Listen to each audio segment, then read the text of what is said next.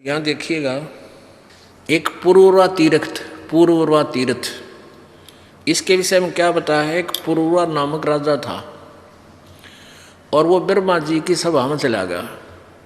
वहाँ ब्रह्मा जी की लड़की सरस्वती बहुत सुंदर थी, वहाँ बैठी थी। और जब तक इस प्राणी को तत्व ज्ञान नहीं है, इनमें बकवाद कित जावड़े बकवाद्या की गिठड़ी बांध जाकर है। तो उस राजा ने एक बांदी अपनी नौकरानी के माध्यम से पता करा ये लड़की कौन है। उसको पता चला ब्रह्मा की लड़की है। तो उसने संदेशा भिजवाया कि आप मेरे साथ गलत संबंध करना चाहते हो। तो उसने स्वीकृति दे दी ब्रह्मा की बेटी ने। वह दोनों वहाँ से निकल गए। कोई 1000 वर्षों तक एक नदरिया के ऊपर किनारे पर वो बकवाद करते रहे। एक दिन ब्रह्मा जी ने देख लिया, ब्रह्मा जी ने श्राप दे दिया और वो वहाँ फिर कहते वह लड़की थी ना, उसकी वह तो बोला दरिया बन गई, नहर पानी बन गया, कर्म ठोको, वह दरिया में डूब कर मर गई होगी शर्म की मारी। और फिर पूर्वा ऋषि ने वहाँ बैठ कर तपस्या की। वो तपस्या क्या करता होगा, उसके वियोग में बकवाद्या घड़ी होगी उसने।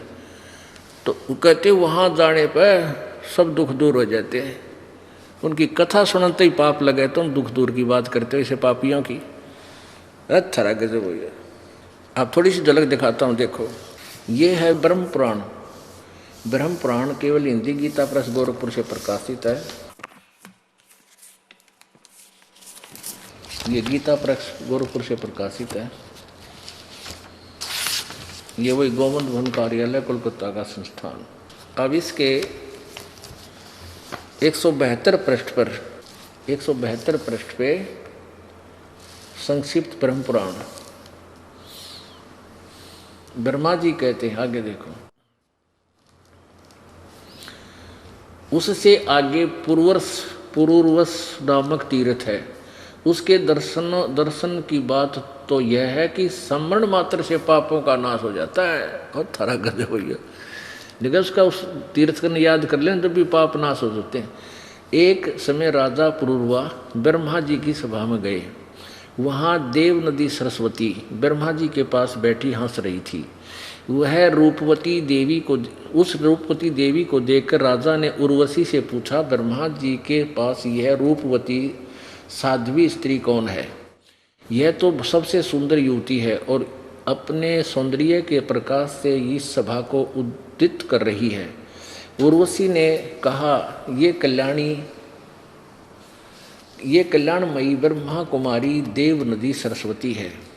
ये प्रतिदिन आती जाती रहती है। यह सुनकर राजा को बड़ा विस्मय हुआ। उन्होंने उर्वशी से कहा, इसको मेरे पास बुलाओ। उर्वशी ने जाकर राजा का संदेश सुनाया। सरस्वती ने स्वीकार कर लिया तथा अपनी प्रतिज्ञा के अनुसार वह पुरूरवा के पास आई।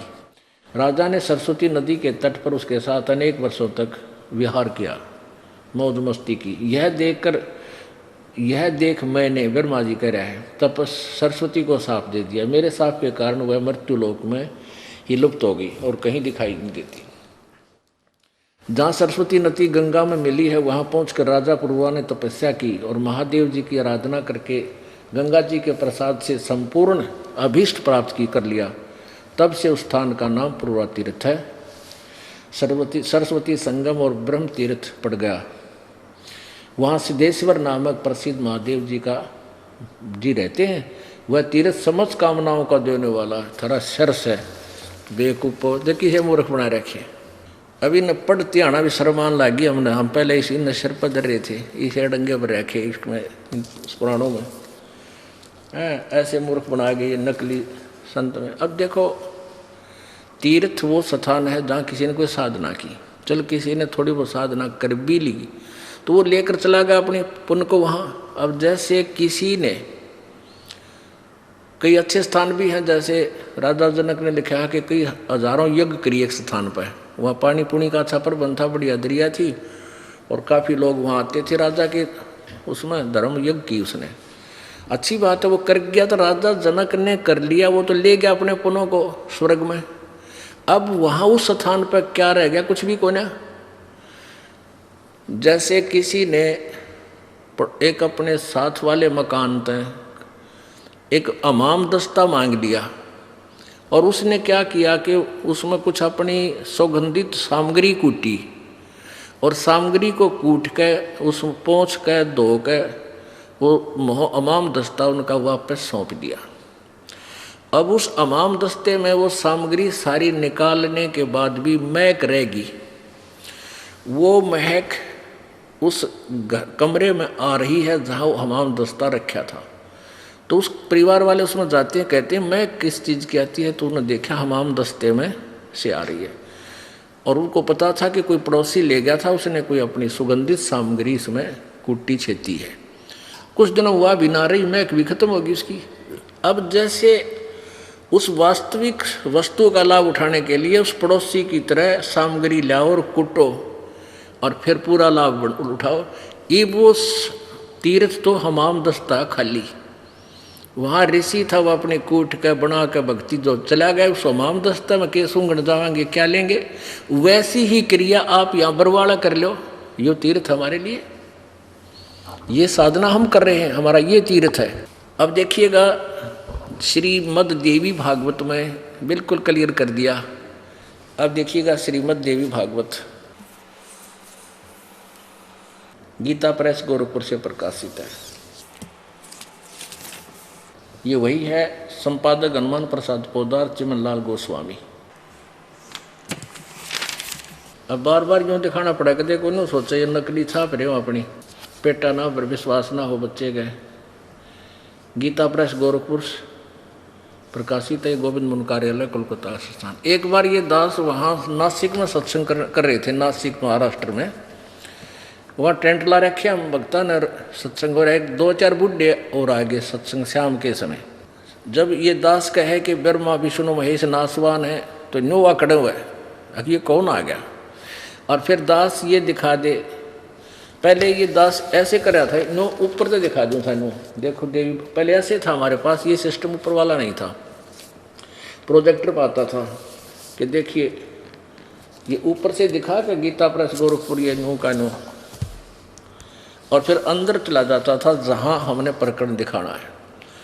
तो बूढ़े नो कहें आपस में ये षड्यंत्रकारी है, ऊपर जल्द जल्द अपनी बना रहा है, दिखा अंदर तना दिखाता। कुदरती फिर मेरा याद आ गई, वो स्वाभाविक, वहाँ हमारे भगत तो रहते ही थे, बैठते थे उनके साथ हमारे भक्त यहाँ से। तो फिर जब मैंने ये अंदर से भी दिखाया ना, ये हनुमान प्रसाद पोदार चिमनलाल गोस्वामी, बूढ़े न्यो करे, यह तो वही है जो हम क्या करते हैं डेली, वही है। अपनी में देखांगे जाकर, यानी फिर भी पेटा ना बरा कि हम अपने वाले पृष्ठ नोट करें, सकंद नोट करें। अगले दिन वो सारे न्यो के न्यो पाए, बूढ़े ढीले हो गए। फिर अब देखिएगा, आपको दिखाते हैं, निचोड़ कर रखा है इन्होंने भी सच्चाई जो परमात्मा बताते हैं, इन्होंने सारे डले डुबा कर लास्ट में कहनी पड़ी वाह। लेकिन उसका किसी का असर नहीं, स्वयं भी असर नहीं। उनका जो लेखक है Vyas ji is the writer of Purana and Veda and Gita ji, ये इनका राइटर है, लेखक है, लेकिन असर इसका भी कोई ना। इसमें निशान ला रखे हैं, ये वही है। ये है 6ठा स्कंद और पृष्ठ नंबर 416 पे श्री संक्षिप्त देवी भागवत। व्यास जी कहते हैं, अब व्यास जी कहते हैं, यहाँ बताते हैं, बद्री का आश्रम अत्यंत पवित्र स्थान है, यह बात सर्वत्र प्रसिद्ध है। इसी स्थान पर रहकर नर और नारायण नामक 2 मुनियों ने कठोर तपस्या की। वामनाश्रम और सत्योपाश्रम भी प्रसिद्ध हैं। जो मुनि जहाँ रहकर तपस्या कर चुके हैं वह स्थान उन्हीं के नाम से प्रसिद्ध हुआ। अब पता लगा ना तीर्थ किसे कहते हैं। राजन, इस प्रकार असंख्य पवित्र स्थान भूमंडल पर हैं। मुनियों ने इन सब को अत्यंत पावन बतलाया है। भूपते इन स्थानों में प्राय सर्वत्र भगवती जगदम्बा के मंदिर हैं। कुछ ऐसे तीर्थ भी हैं जिनका नियमतः दर्शन कर लेने से पापों का उच्छेद हो जाता है। ये भी नशे बोला था करा व्यास जी भी, आगे देखियो, खुद कह रहा है कि इनके दर्शन कर ले, इन नियमित दर्शन कर लेने से पापों का उच्छेद हो जाता है। उन तीर्थों का प्रसंग आगे चलकर वर्णन करूंगा। आगे देखो, और फिर क्या है 417 पृष्ठ पे क्या कह रहा है, राजन यह निश्चित है कि तीर्थ देह संबंधी मैल को धोकर साफ कर देते हैं, किंतु मन के मैल धो देने के लिए उनमें शक्ति नहीं है। वाह भाई वाह। चित्त शुद्ध तीर्थ गंगा आदि तीर्थों से भी अधिक पवित्र माना जाता है। ये चित्त शुद्ध तीर्थ, ये सत्संग है परम संत का। यदि भाग्यवश चित्त शुद्धि तीर्थ सुलभ हो जाए तो मानसिक मल के धुल जाने में कोई संदेह नहीं। परंतु राजन, इस चित्त शुद्धि तीर्थ को प्राप्त करने के लिए ज्ञानी पुरुषों के सत्संग की विशेष आवश्यकता है। वेद शास्त्र व्रत तप यज्ञ और दान से चित्त शुद्धि तीर्थ का प्राप्त होना बहुत कठिन है। वशिष्ठ जी ब्रह्मा के पुत्र थे। उन्होंने वेद और विद्या का सम्यक प्रकार से अध्ययन किया था। गंगा के तट पर निवास करते थे, तथापि द्वेष के कारण विश्वामित्र के साथ उनका वैमनस्य हो गया, बैर हो गया, और दोनों ने परस्पर शाप दे दिया और उनमें भयंकर युद्ध होने लगा।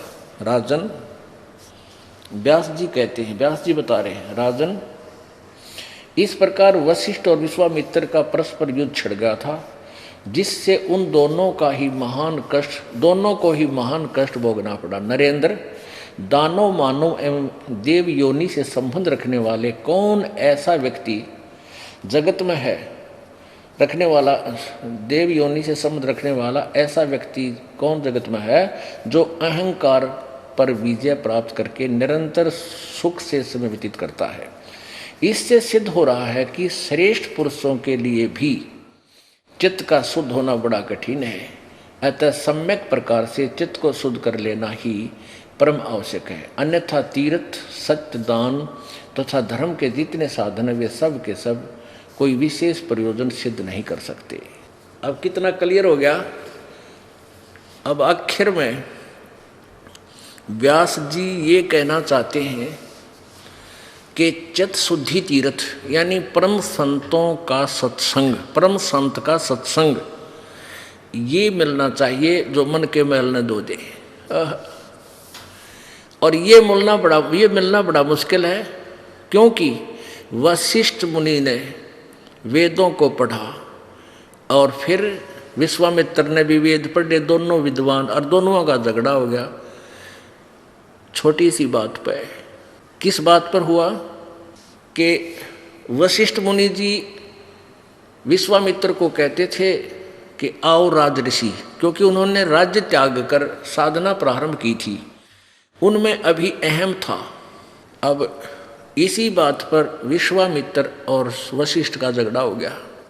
विश्वामित्र ने वशिष्ठ मुनि जी के, पहले तो उनका आपस में लठबाजा, फिर विश्वामित्र ने वशिष्ठ के 100 बेटों की हत्या कर दी।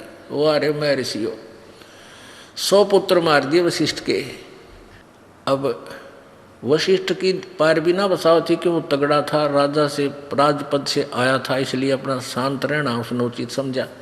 तो कहने का भाव ये है कि अप्रसंग दूसरा चल रहा है, यहाँ वो कथा सेट नहीं होगी, इसलिए दास क्या कहेगा। तो कहने का भाव ये है कि ये दोनों विद्वान बतावे थे और आपस में इनका लठबाज गया, कितना जुल्म कर दिया, बहुत दिनों तक युद्ध हुआ इनका। अब यहाँ वशिष्ठ जी कहते हैं, व्यास जी कहते हैं कि ऐसे संत भी मिलने बहुत मुश्किल हैं जो कति मन का मैल धो दे। गीता जी अध्याय नंबर 7 के श्लोक नंबर 12 से लेकर 15 तक इन तीनों गुणों रजगुण ब्रह्मा, सतगुण विष्णु, तमगुण शिव जी की भक्ति करने वालों के विषय में बताया है कि ये भी व्यर्थ है। और फिर अपनी साधना गीता ज्ञानदाता ब्रह्म कहता है कि मेरे साधक 4 प्रकार के हैं, अर्थार्थी, आर्थ, जिज्ञासु और ज्ञानी। तो उनमें से 3 प्रकार के जिज्ञासु तक यानी अर्थार्थी, आर्थ और जिज्ञासु, ये तीनों रिजेक्ट कर दिए कि ये सही भक्त नहीं है मेरा भक्त है ज्ञानी आत्मा। उसको ये पता लग गया कि एक परमात्मा की भक्ति करनी चाहिए, आन उपासना त्याग देनी चाहिए और मनुष्य जीवन केवल परमात्मा प्राप्ति के लिए ही प्राप्त होता है। इस दृष्टिकोण से उस ज्ञानी आत्मा ने वेदों को पढ़ा, उसमें से निष्कर्ष निकाल लिया कि एक ही परमात्मा पूर्ण ब्रह्म है जिसकी पूजा करने से मोक्ष होगा। अब वहाँ वेद में और गीता में मंत्र ब्रह्म का है और महिमा पूर्ण ब्रह्म की है। परमेश्वर कबीर जी कहते हैं, वेद मेरा भेद है पर मैं ना वेदन के माही, और जौन वेद से मैं मिलूं ये वेद जानते नहीं। तो ऋषियों ने, ज्ञानी आत्मा ने, जिन्हें भगवान चाहिए था, ओम नाम का जाप सेलेक्ट कर दिया वेदों और गीता से, और साधना तप, घोर तप शुरू कर दिया। घोर तप की बीमारी इस काल ने ब्रह्मा का लाई थी। जब ये कमल के फूल पर बैठा था अकेला, आकाशवाणी कर दी, तप करो तप करो। तो ब्रह्मा जी ने ये आकाशवाणी पूर्ण परमात्मा की मान ली, या थी काल की, तो तपस्या शुरू कर ली। तो इन ऋषियों ने अपने इस ओम नाम के जाप में या तपस्या और ठोक ली, यानी ये व्यस बना लिया। हठ योग किसी भी शास्त्र में नहीं, हठ योग करने का किसी में भी नहीं। इन्होंने सभी ने हठ योग किया, ब्रह्मा ने किया, विष्णु ने किया, शिव ने किया, और सब ऋषियों ने किया। तो वो भी पार नहीं हुए। उन्होंने, उनमें भी जो है ना ये ईर्ष्या, राग, द्वेष, महिमा भरी रही। एक चुणक नाम के ऋषि थे, उन्होंने इसी तरह वेदों के अनुसार साधना की, हठ काफ़ी समय तक तप किया, ओम नाम का जाप किया, एटम बम बन गया। मानदाता चक्रवर्ती राजा की 72 करोड़ सेना थी, उसको अपनी सिद्धि शक्ति थे, अपनी कमाई दो हठ योग करके जो उसने तोप बना ली थी, और साधना की सिद्धियां जो कमाई थी, इकट्ठी की थी, उसका दुरुपयोग करके मानधाता चक्रवर्ती यानी पूरी पृथ्वी का राजा था वो, उसकी सेना को मार डाला। अपने उस सारे जीवन की कमाई का युद्ध दुरुपयोग कर लिया। इसलिए गीता जी अध्याय नंबर 7 के श्लोक नंबर 18 में कहा कि ज्ञानी आत्मा है तो उद्धार, ये परमात्मा के लिए न्यौछावर हैं, लेकिन ये पुण्यात्मा मेरे वाली अनुत्तम गति में सचित है, क्योंकि ब्रह्म साधना भी मोक्षदायक नहीं है, ऐसी ही दुखदायक है। कि जैसे उस तुड़क ऋषि ने साधना की परमात्मा पाने के लिए, भगवान मिला नहीं, उसके लिए तो थ्योरी बना दी, निराकार है, दिखता को नहीं, और उससे होगी सिद्धियाँ, वो एटम बम बन गया। उसका दुरुपयोग करके और सब ऋषियों में सुप्रीम हो गया। और को हो भाई उसने इतना काम कर दिया, एक 72 करोड़ सेना मार दी अपनी पुतलियों से, इससे ये ऋषि पाक गए, इनकी महिमा होगी, डरते इनको प्रणाम कर, छेड़ियो ना, क्योंकि तो भरड़ है, सर्प बन गए, नंबर डंक बन गया, और कुछ छेड़ा उसका डंक मार दे, आप पढ़ रहे फिर सांप से। तो परमात्मा कबीर परमेश्वर जी कहते हैं, 72 सोनी खा गया वो चुनक ऋषीश्वर एक, दे धारे जोरा फिर ये सभी काल के बेख। 72 सोनी खा गया ये चुनक ऋषीश्वर, ऋषियों में भी महान ऋषि माना जाने वाला 72 सोनी खा गया। और चुनक ऋषीश्वर एक कहते हैं दे धारे या मौत फिरे, ये ऋषि नहीं है तो मौत थी चलती फिरती। ये सभी काल के भेख, ये ब्रह्म तक के साधक, काल के साधक, काल के भेख। गीता जी अध्याय नंबर 7 के श्लोक नंबर 19 में स्पष्ट किया है कि बहु नाम जन्मा नाम अंते ज्ञानवान माम प्रपतजे। और वासुदेव सर्वमिति सहमात्मा सो दुर्लभ है। ये बहुत जन्म जन्मांतर के किसी अंत के जन्म में कोई ज्ञानी आत्मा ब्रह्म तक की साधना करता, नहीं तो नीचे के भैरव भूत बेतालों में देवताओं में उलझे रहते हैं। और ये बताने वाला कि वासुदेव यानी पूर्ण परमात्मा ही भक्ति के योग्य है, वही मोक्षदायक है, वही पाप नाशक है, वही पूजा के योग्य है, उसी की भक्ति करनी चाहिए, नथिंग एल्स। ये बताने वाला साधु तो बड़ी मुश्किल से मिलेगा, सहमात्मा सुदुर्लभ है। तो यहाँ व्यास जी भी यही कह रहे हैं कि जो इस मन के मैल ने धो दे, ऐसा सत्संग करने वाला संत आपको बहुत मुश्किल से मिलेगा।